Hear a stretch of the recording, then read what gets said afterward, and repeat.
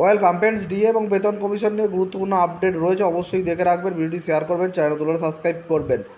দেখুন কী বলা হচ্ছে, করোনাকাল ছাড়া আর কখনো হয়নি পশ্চিম এশিয়ার যুদ্ধের আবহে। তাহলে কি রাজকোষের ওপর চাপ উদ্বেগজনকভাবে বাড়ছে? কারণ মার্চ মাস শেষ হয়ে গেলেও অথচ বছরের প্রথম কিস্তির ডিএ কেন্দ্রীয় কর্মীদের জন্য ঘোষণা করল না মোদী সরকার। তা নিয়ে কেন্দ্রীয় কর্মীদের মধ্যে প্রবল জল্পনা শুরু হয়েছে।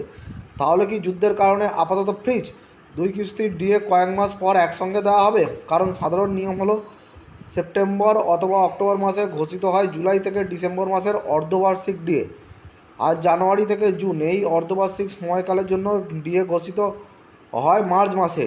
দেওয়া হয় 2 মাসের বকেয়া। মার্চ মাস চলে গেলেও ডিএ ঘোষণা না হয় এরপর এ সংক্রান্ত এরিয়ার বেশি দিতে হবে সরকারকে। কোভিডকালে যে ডিএ স্থগিত রাখা হয় তারপর আবার তা চালু হলেও সেই বকেয়া আর দেওয়া হয়নি। এই আশঙ্কা তৈরি হলেও সরকারি সূত্রে অবশ্য আশ্বাস দেওয়া হচ্ছে। সরকারি সূত্রের খবর, চলতি মাসেই ঘোষণা করা হবে ডিএ, এপ্রিল পর্যন্ত বকেয়াও দেওয়া হবে।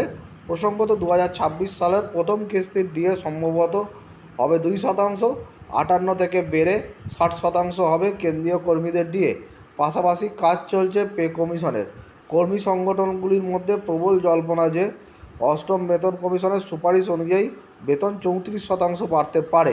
তাহলে দেখলেন কেন্দ্রীয় কর্মীদের ডিএ, যেটা এপ্রিল মার্চ পর্যন্ত এরিয়ার দেওয়া হয়, এপ্রিল থেকে আপডেট হয়ে যায়। অন্যদিকে দেখা যাচ্ছে রাজ্যের কর্মীদেরও ডিএ কিন্তু এপ্রিল থেকে আরও 4%। দুটোই কিন্তু আটকে রয়েছে। একদিকে কেন্দ্রীয় কর্মীদের আটকে রয়েছে, অন্যদিকে রাজ্যের কর্মীদেরও কিন্তু এখনও ডিএর অর্ডার জারি হয়নি।